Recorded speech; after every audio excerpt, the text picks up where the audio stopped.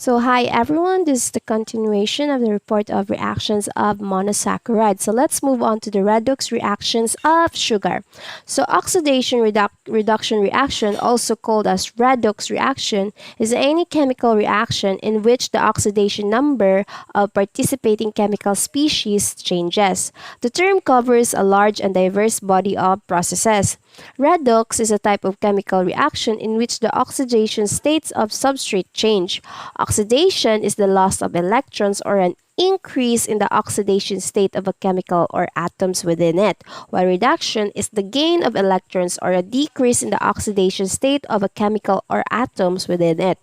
For redox reaction towards sugar, monosaccharides can undergo two different types of chemical reaction. They can either be reduced or they can be oxidized. We are going to talk about the reduction first. Reduction of a monosaccharide produces a molecule that we call an alditol. So what is an alditol?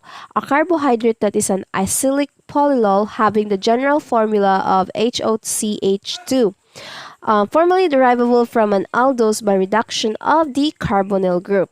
So let's take a look at an example. So we are going to draw glucose. In the straight chain form, the reduction reaction occurs only when glucose is opened up in its straight chain form. But remember that glucose is constantly opening and closing. There are a lot of ways to do the reduction, but mostly we see when we do the reduction is the method that the most scientists are familiar with, which is H2 with a catalyst like PT or PD or this reaction is exactly your normal reduction of an aldehyde or ketone. So it's gonna leave the whole molecule alone except for the carbon-oxygen double bond. This reaction works on the carbon-oxygen double bond. Remember, this does not remove the bond, so the carbon in the oxygen is still there and they are still connected. But what it does is convert that double bond into a single bond and adds hydrogen to the carbon and a hydrogen to the oxygen. And this molecule is an example of an alditol. It is not a name but a type. In this particular alditol is a sorbitol. This came from glucose and sorbitol is an artificial sweetener.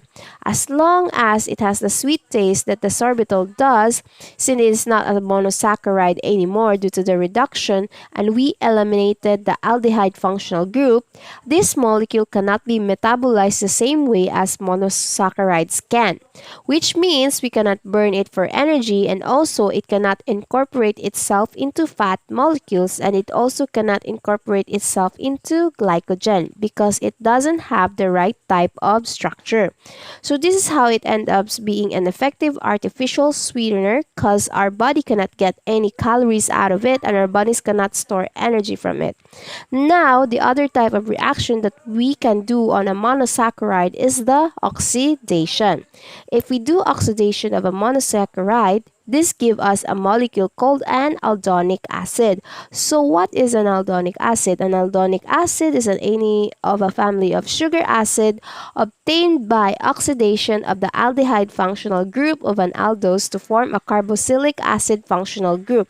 So example in glucose for oxidation. There are three different ways that you are going to see the reagents for oxidation.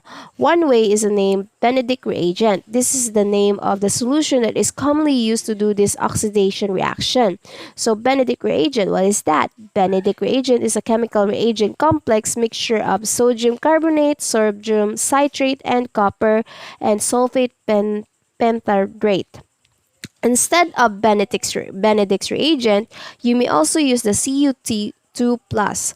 The copper 2 plus ions with OH minus. These are the components of Benedict's reagent or Cu2 plus. Oxidation only happens in this part here in the double bond area. When we do an oxidation reaction, this reaction does not interfere with the carbon-oxygen double bond. This is the reaction that magically squeezes an oxygen and add extra oxygen in between the carbon and the hydrogen single bond. This molecule here is a type of aldonic acid, and this here is called gluconic acid. So now let's move on for the amino sugars. So amino sugars are formed by the replacement of one of the hydroxyl groups of a sugar by an amino group or substituted amino group. There are three amino sugars are physiologically important, namely glucosamine, galactosamine, and uromanic acid. Glucosamine and galactosamine are derived from glucose and galactose respectively. The amino group in each case replacing the hydroxyl group on C2.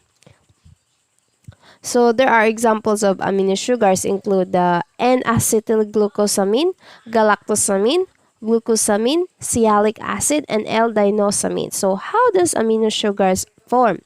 In biological system, amino sugars are formed due to the catalytic activity of specific aminotransferases or amidotransferases by introducing an amino functionality derived from L-glutamate or L-glutamine to the keto forms of sugar phosphate or sugar nucleotides.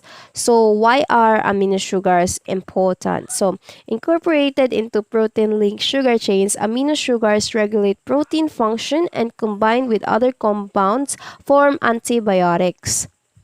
So, is amino sugar a monosaccharide? So, amino sugars are generally known as monosaccharide carbohydrate. Sugars that have replaced on minus NH2 amine group with the 2 minus carbon hydroxyl substituent. The most abundant amino sugar is one of the oldest and most abundant organic compounds on Earth.